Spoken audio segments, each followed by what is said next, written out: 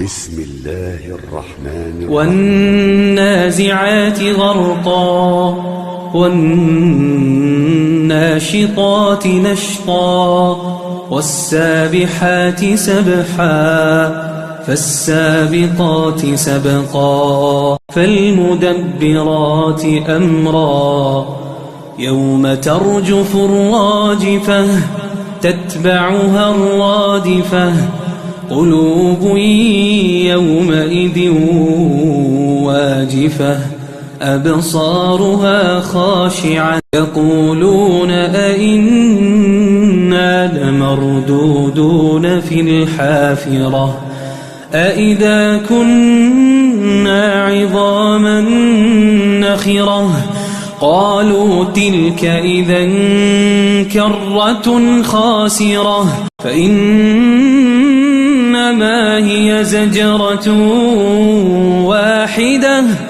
فإذا هم بالساهرة هل أتاك حديث موسى إذ ناداه ربه بالوادي المقدس طوى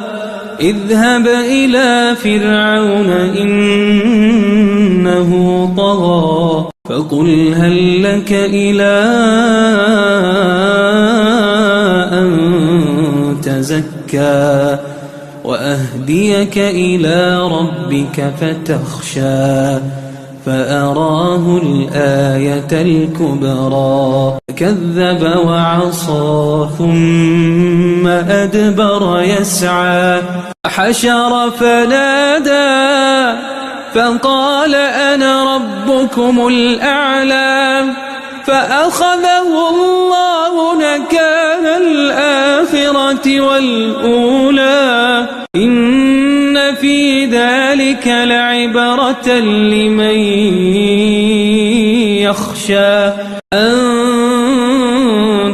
أشد خلقا أم السماء بناها رفع سمكها فسواها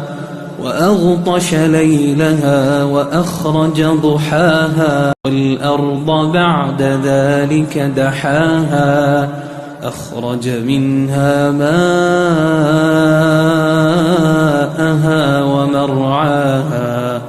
والجبال أرساها متاعا لكم ولأنعامكم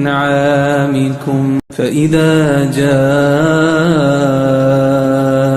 الطامة الكبرى يوم يتذكر الإنسان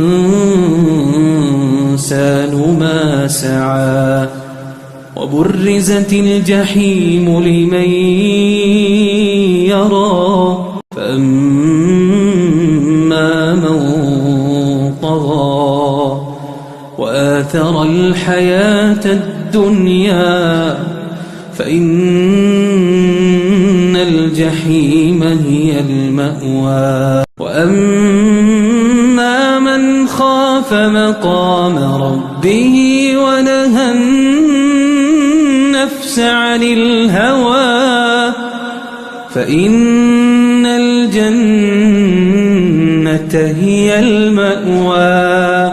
يسألونك عن الساعة أيان مرساها فيما أنت من ذكراها